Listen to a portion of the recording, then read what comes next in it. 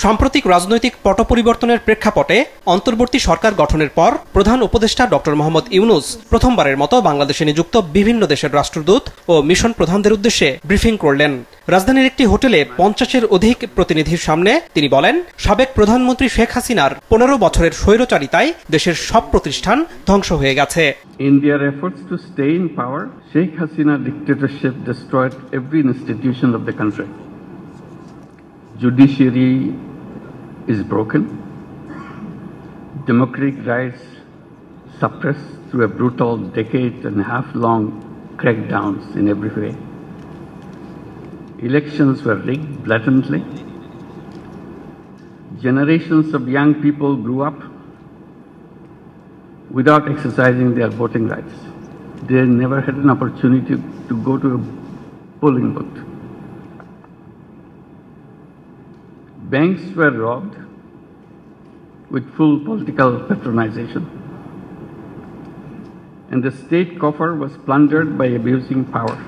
সাম্প্রতিক ছাত্র জনতার আন্দোলনে আইন শৃঙ্খলা বাহিনী ও আওয়ামী লীগের ছাত্র সংগঠন মিলে ছাত্রদের উপর হামলা করা হয়েছে উল্লেখ করে সেই হামলায় তরুণদের মৃত্যু ও আহতের ঘটনা বর্ণনা করতে গিয়ে আবেগ ও শোকে বিহ্বল হন ডক্টর ইউনূস। সে সময় বর্তমান সরকারের পাশে থাকতে সব দেশের প্রতি অনুরোধ জানান তিনি। I don't know how long it will take to keep it in shape, little shape. So this is the beginning of the process. I hope you will have patience. You are the friends who will help us get over the crisis that we are facing. Either we make it or we don't exist as a nation. That's the kind of challenge it presents right now.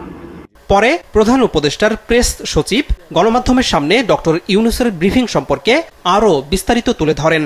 ইলেকশনটা তখনই করবেন যখন deep রিফর্মগুলো carry out করা যায়। এটা জুডিশিয়ারিতে, civil অ্যাডমিনিস্ট্রেশনে, security ফোর্সে, মিডিয়াতে।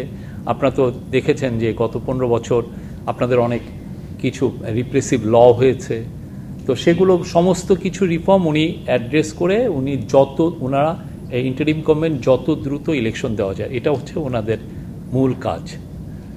আর এখনকার ওনাদের টপ প্রায়োরিটির কথা উনি বলেছেন ল অ্যান্ড অর্ডার।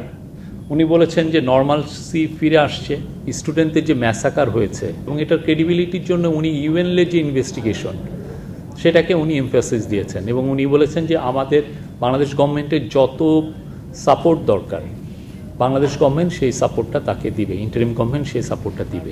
সংখ্যালঘুর মানবাধিকার রক্ষা করা, পোশাক রপ্তানি নির্বিঘ্ন করা, রোহিঙ্গা প্রত্যাবাসনে উদ্যোগ বজায় রাখা সহ বাংলাদেশকে দারিদ্র্যমুক্ত ও সমৃদ্ধ দেশে পরিণত করতে অন্তর্বর্তী সরকারের প্রধান উপদেষ্টার প্রচেষ্টার কথাও জানান তার প্রেস সচিব।